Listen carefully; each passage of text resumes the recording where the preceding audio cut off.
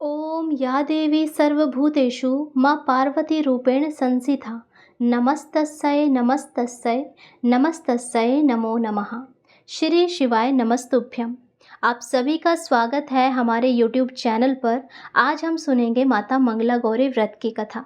मान्यता है कि जो कोई भी सच्चे मन से इस कथा को सुनता है, यदि विवाहित स्त्रियां सुनती है तो उन्हें अखंड सौभाग्य का वरदान मिलता है और सुख समृद्धि का भी वरदान मिलता है। और यदि कोई कुंवारी कन्या इसे सुनती है तो उसे मनचाहा पति मिलता है। तो अब सुनिए इस कथा को, और मेरा आप सभी से निवेदन है कि कथा को बीच में ना छोड़े, पूरी कथा सुने। माता मंगला गौरी, इनका संबंध मुख्य रूप से देवी सती और भगवान शिव से है। इनकी कई कथा कई पुराणों में है, जैसे पद्म पुराण, वायु पुराण, अग्नि पुराण, देवी भागवत पुराण और मार्कंडेय पुराण में भी। पौराणिक कथा के अनुसार माता मंगला गौरी उन 51 शक्ति पीठों में से एक है जहां देवी सती के शरीर के अंग गिरे थे, जब राजा दक्ष ने अपने यज्ञ में भगवान शिव का अपमान किया था और अपनी पुत्री सती को आमंत्रित नहीं किया। तो सती अत्यंत क्रोधित हो गई और यज्ञ कुंड में कूदकर अपने प्राण त्याग दिए। और सती की मृत्यु के बाद भगवान शिव अत्यंत व्याकुल हो गए और उन्होंने सती के मृत शरीर को अपने कंधों पर उठाकर तांडव करना शुरू कर दिया। इससे सृष्टि में प्रलय की स्थिति उत्पन्न हो गई। सृष्टि को बचाने के लिए भगवान विष्णु ने अपने सुदर्शन चक्र से सती के शरीर के 51 टुकड़े दिए, जो विभिन्न स्थानों पर गिरे। इन स्थानों को ही शक्ति पीठों के रूप में जाना जाता है। बिहार के गया में जिस स्थान पर माता सती का स्तन गिरा था, वह स्थान माता मंगला गौरी शक्ति पीठ के नाम से प्रसिद्ध हुआ। स्तन पोषण और परोपकार का प्रतीक है, इसीलिए यहाँ माता मंगला गौरी की पूजा भक्तों को पोषण, सुख समृद्ध और अखंड सौभाग्य का आशीर्वाद देने वाली देवी के रूप में की जाती है। यह मंदिर 15वीं शताब्दी का माना जाता है और आज भी यह दिव्य स्त्री शक्ति का एक महत्वपूर्ण प्रतीक है। माता मंगला गौरी व्रत विशेष रूप से सावन के मंगलवार को सुहागिन महिलाओं द्वारा अपने पति की लंबी आयु, सुखी वैवाहिक जीवन और संतान प्राप्ति के लिए किया जाता है। और इसी व्रत की एक प्रचलित कथा है धर्मपाल की। प्राचीन काल में एक नगर में धर्मपाल नाम का एक अत्यंत धनी व्यापारी रहता था।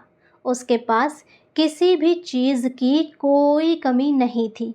अपार धन दौलत, बड़ा घर, नौकर चाकर, सब कुछ था। उसकी पत्नी भी रूपवती और गुणवान थी। सब कुछ होते हुए भी धर्मपाल और उसकी पत्नी एक बात से बहुत दुखी रहते थे कि उनको कोई संतान नहीं थी। अब चाहे कितना भी बड़ा घर परिवार हो, सुख समृद्ध हो, धन दौलत हो, सब अच्छे हो, परंतु यदि जब तक संतान का सुख वैवाहिक जीवन में ना आए, वो वैवाहिक जीवन संपूर्ण नहीं होता।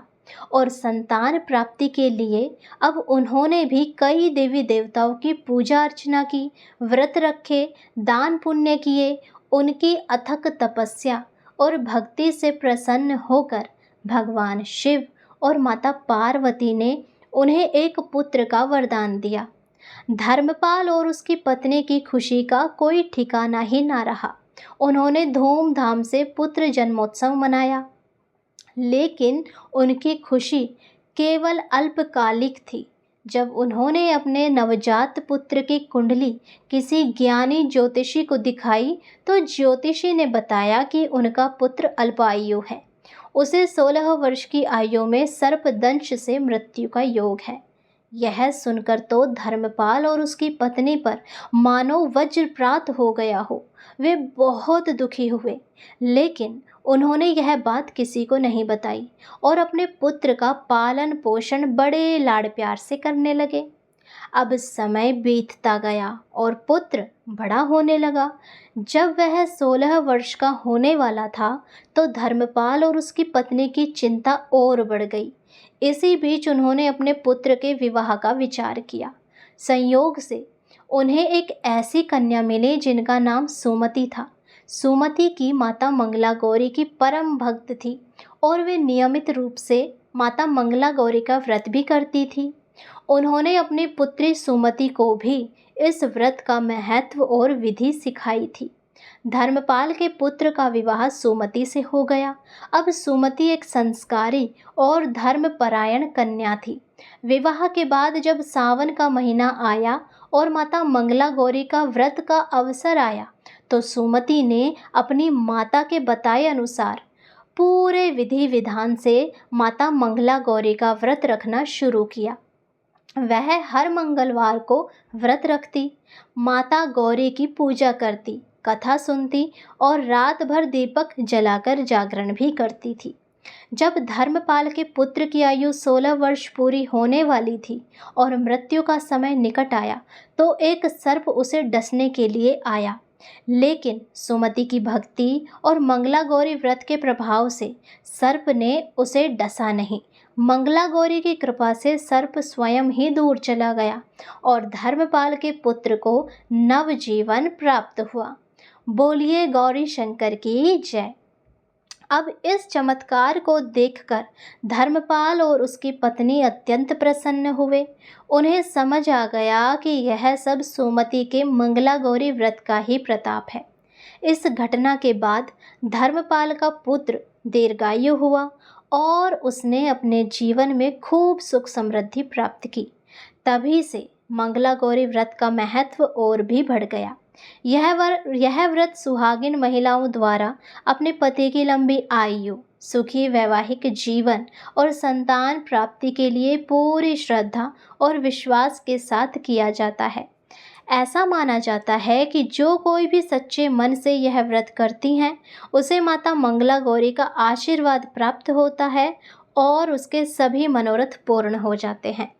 और हाँ, यदि किसी कारणवश कोई महिला इस व्रत को नहीं कर पाती या वे नहीं रखती हो तो कम से कम इस व्रत की कथा अवश्य सुननी चाहिए।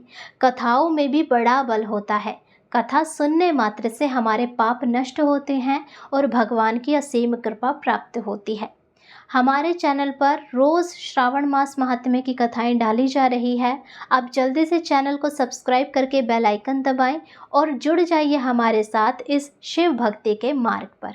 हर हर महादेव, जय शिव शंभू।